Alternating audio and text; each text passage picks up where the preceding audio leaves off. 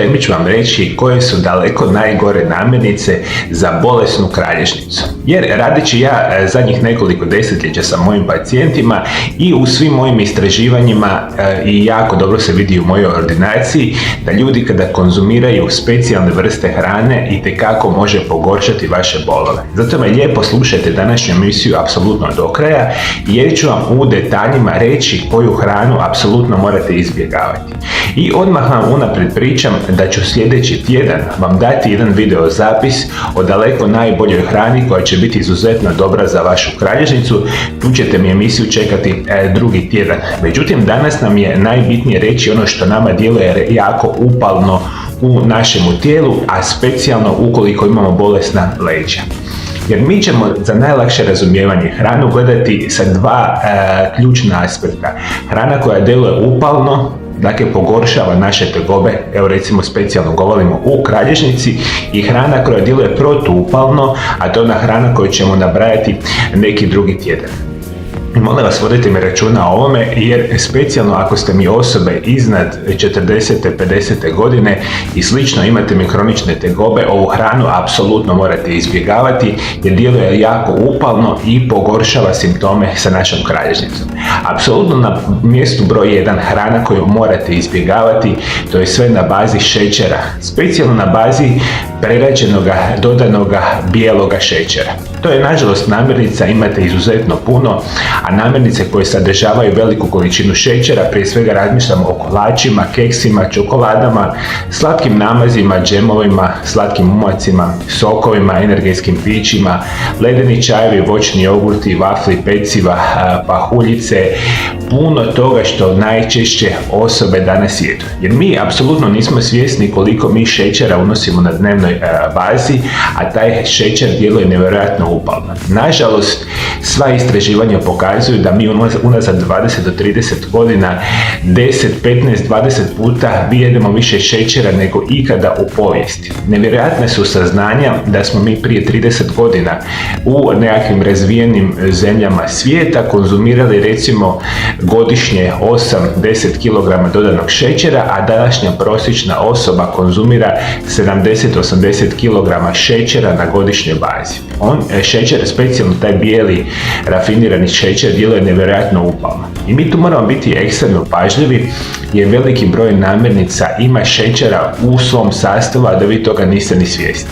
Jednostavno, ako mi imate bolesna leđa, kada mi odete u dućan ili trgovinu, morate mi jako dobro čitati one etikete i o tome što se zapravo piše, jer puno puta u onim slanim namirnicama ima šećera koji je iz tih razloga specijalno tamo dodan. Nažalost, on izaziva prevelike ovisnosti i ljudi, ukoliko imate problema sa leđima, sve što znate da u sebi ima šećera jednostavno morate izbaciti ukoliko želite misliti na vaše zdravlje. Na drugom mjestu postoji nešto što se nazivaju rafinirani prerađeni ugljikohidrati, specijalno iz baze bijeloga brašna. I kada govorimo o bijeloga brašna, gledamo o bijelom kruhu, pici, brzoj hrani, hamburgerima, puno pekarskih proizvoda na bazi bijeloga brašna, pite, kroasane i puno toga, sve što možete zamisliti da je napravljeno na bazi bijeloga brašna. Jer nažalost bijelo brašno kao takvo je jedan proizvod koji za vrijeme proizvodnje, naravno standardnog tipa, dobijemo jednu masu koja je izuzetno siromašna sa bitnim nutrijentima, međutim jako je krcata sa nečim što mi nazivamo antinutrijenti, a to su one situacije koje će nama značajno upalno djelovati na naša leđa. Što konkretno znači? Imate mišijalgiju, imate mi spinalnu stenozu, imate mi bilo kakve druge vrste tegoba vezane uz leđa, vi ako pojedete bijeli kruh ili proizvode na bazi samoga bijeloga brašna, nažalost situacije će se vama značajno pogoršavati. I upravo iz ove perspektive, isto tako, ukoliko jedete bijelu rižu, bijelu tjesteninu, to vam je slična vrsta, ajmo tako reći, proizvoda koje mi nazivamo rafinirani prerađeni ugljikohidrati i mi njih jednostavno moramo isbacivati iz naše upotrebe.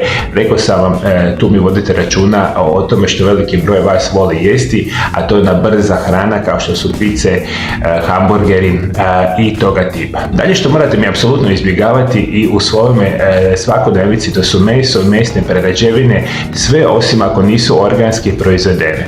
Govedina, svinjetina, janjetina, piletina, puretina, slanine, šunke, kobasice, hrenovke i sličnog tipa proizvoda, specijalno rafinirano, odnosno prerađeno crveno meso. Nažalost, za vrijeme proizvodnje i za vrijeme uzgoja u velikom broju slučajeva ovi mesni proizvodi su izuzetno upalni za naše tijelo i za naš organizam. Mi kada govorimo o mesu, ono je nama jako bitno za zdravlje na dnevnoj bazi, ili ako tako reći, ne moramo svaki dan apsolutno jesti meso, ali ga moramo jesti u umjerenim količinama. I meso bi trebalo biti organskog tipa, što u najvećem broju slučajeva nije, a jednostavno morate mi razmišljati da rafinirano i prerađeno meso, rekao sam vam specijalno crveno, ali i ostale vrste mesa, djeluje nažalost jako upalno u našem organizmu, što znači da značajno pogoršavaju naše tegobe i morali bi ih izuzetno malo ili zapravo nimalo jesti. Da li što morate mi razmišljati, apsolutno grickalice kao što su čips, krekeri, štapići i tortilje izuzetno su loši za naš organizam.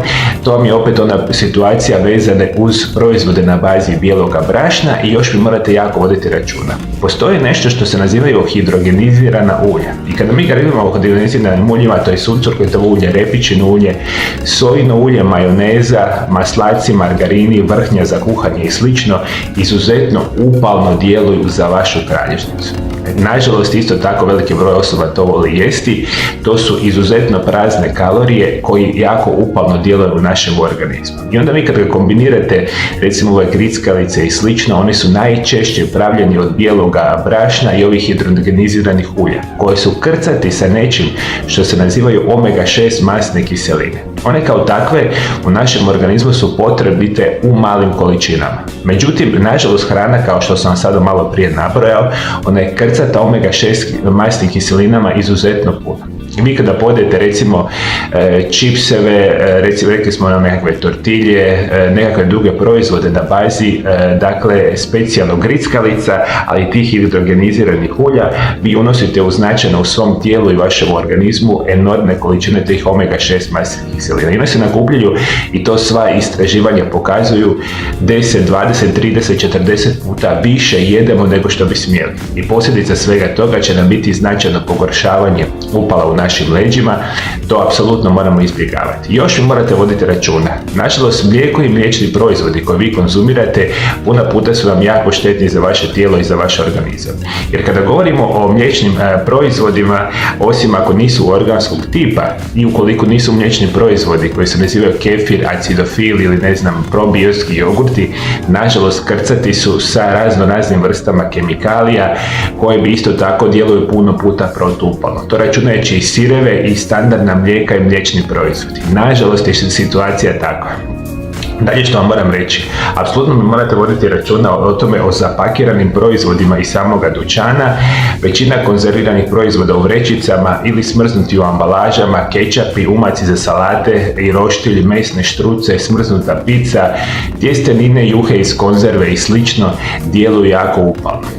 Ono što je za najlakše razumijevanje shvatiti, vjerojatno što je zapakirano i što je već u nekim vrećicama, unutra je krcato sa raznim kemikalijama, konzervansima, umjetnim bojilima i sve što ima jako dugi rok trajanja, vjerojatno je krcat upravo ovakvim upalnim kemikalijama koje mi kad konzumiramo, naše upale se značajno pogoršavaju. Nažalost, to je opet velika količina tih proizvoda koji veliki broj osoba koristi. Sva istraživanja su apsolutno jasna, ovakve vrste proizvoda se jednostavno moraju izbjegavati.